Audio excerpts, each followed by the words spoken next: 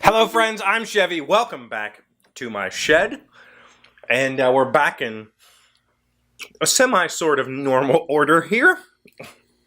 I'm back to the old angle because I've moved things around. And yeah, so the problem is now the bench project's over there where the pallet used to be kind of on the floor. I need more, every shop needs more horizontal storage because every shop's horizontal storage it ends up like this. So I need more horizontal storage because this bench was intended to be my workbench, and it is. I do actually do quite a bit of stuff over there, but that's not where I build things because it's not convenient to build things on a bench that's up against the wall. That's what this is for. Most of the stuff I've done over there has been electronics or repair work or small stuff. Building things like this table will happen here, and it would be nice to have a place to put it while we do the show because this is my desk for the show. It's not a desk at all, but it's my desk for the show. So whatever. Anyway, this week has been, my brain has not functioned well this week. I've been all over the place. I haven't really accomplished anything that I was supposed to accomplish to. See, there you go. I can't even say words correctly. And just going back over the week's videos, it's like, man, it was almost like a week of me telling you about my life without really anything else. And some of you have said that you like that, but it's obvious that most of you, I don't want to say most of you, but many of you don't because the views have been down this week because there hasn't been that I give you information, you feedback, and then we have that conversation that I love having. So, yeah. We'll get back to that. It unfortunately probably won't be next week. Next week will probably continue to be this kind of weird vloggy, let me tell you about my life thing, because I'll be traveling. So yeah, I'm sorry. I do want to get back to having daily conversations because for me, that's what the show is all about. But just me sitting here telling you about my life in some sort of like egocentric way is not who I am. So yeah. Good news, got lots of postcards. We'll get to those in a second. I wanted to say apologies for not showing you what was in the box yesterday, but I knew essentially what was in there, and it was going to take some digging to get to the goods, we'll say, and it was just going to be too much for this type of show. The majority of what was in there, the reason it was so big, there's a lot of piping and stuff. All of our huge display banners are in there, so I have to take those to their show and set those up to be our big displays. The thing that's most interesting that was in there are these two little things. Well, they're not little. These are our upcoming games. First up is First Martians. This game is highly anticipated in the board game world. This is a game by our CEO, Ignacy Chevee, that is based on one of his most wildly successful products, which is Robinson Crusoe. This is a board game about developing life on Mars, and it requires a phone or tablet to run the game for you. It's still a board game, but the phone and tablet replaces all the fiddly decks and stuff with a streamlined campaign system. So people are super excited about this, as they should be. This is actually the very, very, very, very, very first production copy of the game. Essentially, when the printer when you finalize all of the digital proofs, and then the printer sends uncut, unfolded physical proofs, once all that's approved, the printer prints one copy of the game in full, and says, here you go, this will be what the production run looks like. And then we look at it and go, okay, it looks good, or it looks bad, maybe the box top's off slightly, or maybe something in here is not printed properly. It's the one last chance to say, all right, let's do this. So this is the very first ever print of First Martian. So I told Ignacy, I was joking with him, I was like, oh, I'm taking it to eBay. And yeah. It's not the only one currently in existence. We have more, but that just happens to be the first one. This is prototype. That's why it looks kind of goofy. And this is going to be my weekend. This prototype is still very much in like super ugly prototype form and confusing prototype form from what I understand. So I have to go through this and fix it this weekend. And I printed all of the stuff today. This is my packing situation when I have my motorcycle. I put it in here so that when I put it in the saddlebags, the pages don't get all messed up.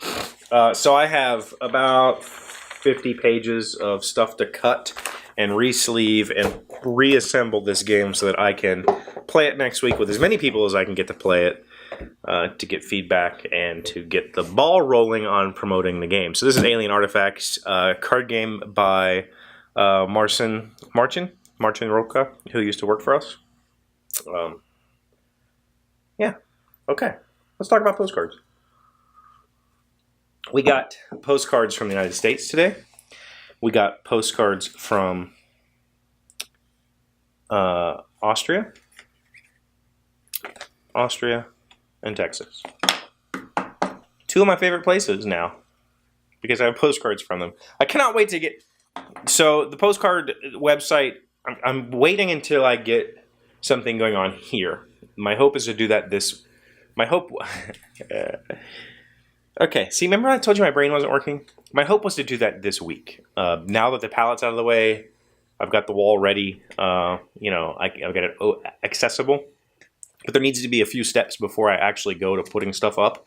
Because I want it to be presentable, right? There's so much I need to do right now. I need to cut grass. I need to get all this stuff sorted. I need to get the postcard things done. I have, like, a huge backlog of t-shirts to make. If you've ordered t-shirts from me and you haven't received it yet, I'm so sorry. I will be making those all tonight and shipping them in the morning. So I'm sorry about the t-shirt situation. But then the wall, I need to paint it. I'm going to paint the wall before I draw on the wall and then hang these on the wall. And then I'm going to take pictures of that, and that will be like, well, I'll take pictures when the postcards are up there. And then that will be, you'll be able to just click on the postcards. That's my idea. We're going to see if it works. So anyway, let's get to this. Let's start with Texas. Texas is I Heart Lone Star. That's what the postcard says. That's not what I said. This is another one from our friend Levi. Here's a Texas-centric postcard that's not totally cheesy. Also, it's Texas-sized. Yeah, this is bigger than a normal postcard. And amazingly, so a normal postcard is like this. But the ones we got from Belgium are that size also. So maybe it's Belgium-sized, Levi. But yes, everything is bigger in Texas. Thank you, Levi. And this one's also from Levi. And in case you weren't aware, here's Texas. These are bluebonnets, I think. I think that's like the Texas state flower, if I remember correctly. And then the longhorn steer. Oh, it says it right here. The bluebonnet and the longhorn, two icons that are synonymous with Texas. Hey, I knew something about Texas. I used to have friends from Texas. In Texas, we are legally required to own at least one longhorn and cannot cut bluebonnets that grow wild. Here's a pic of our beloved Annabelle in the backyard. Cross eyes, smiley face. I don't think he's telling the truth there. But that'd be very cool if you had to do that, because Texas. And of course, you'll notice on the first card, there's also a longhorn steer and bluebonnets. So that's cool. Thank you very much, Levi. I really, really appreciate you. And if you haven't, I'm sure Levi will comment on this video. If you haven't checked out his channel, go do that. He's getting ready to launch a movie review channel. Please go check him out. Okay, these two came from Coma, I believe. I assume. You know, they both came from Belgium, so I'm assuming that's where they come from. Hi, Chevee. As you are a fan of castles, I'm sending you this depiction of the Vienna Hofburg. It's been around since the 13th century. Holy crap. Being reconstructed and expanded throughout the centuries. It was the seat of power in the Habsburg family. Did I say that correctly? I think that's, or Halosburg. I think it's Habsburg. I don't know what she wrote there. Maybe it's Halosburg. Let's go with Halosburg. until the end of World War I, and has been since 1945 the official workplace of the Federal President of Austria, in addition to containing the National Library and museums. Wow, it's got all of that in there. Is it still that big? In the background to the right, you can see one of the city's landmarks, St. Stephen's Cathedral. Greetings from Austria, Como. And then it says something in German or Austrian. Is Austrian the same as German? Like I feel like I should know what this says because I studied German. But anyway, she says, I hope you like it. I do like it very, very much. That looks phenomenal. Now I'm going to have to go look up like a picture of the place because wow. That's a really cool postcard.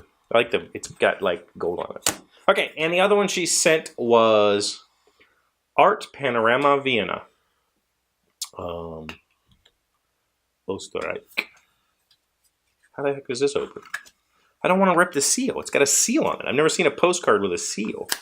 Check that out. There's like a... That's the sound it made. I'm not going to try and pronounce that. See, this looks like German to me. I'm assuming it's the same language. Velstadt der Musik, Kunst und Kultur. I don't know what that means. Something of music and culture. I don't know what Kunst is, though. Whoa! Okay, now I know why it's called an art panorama of Vienna. so this is cheating. I don't know how I'm going to hang this on the wall. I might just have to put up just the other one and leave this one down. This is supposed to be Vienna. Photo taken here. She drew us a little map.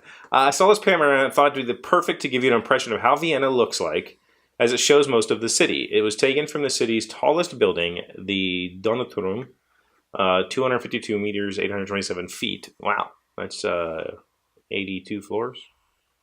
The Danube Tower, located in the northern part of the city. To the right, you can see the Danube, which divides the city into two parts. Behind it, meaning west of it, is the center of the city, including basically all districts in Vienna, besides two, the largest ones, which comprise the whole eastern side of Vienna. Oh, wow. You can even see parts of our stationary amusement park. What the hell does that mean?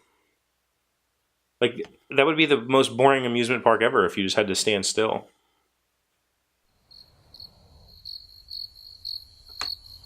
I'm sorry. That was a dad. I'll leave.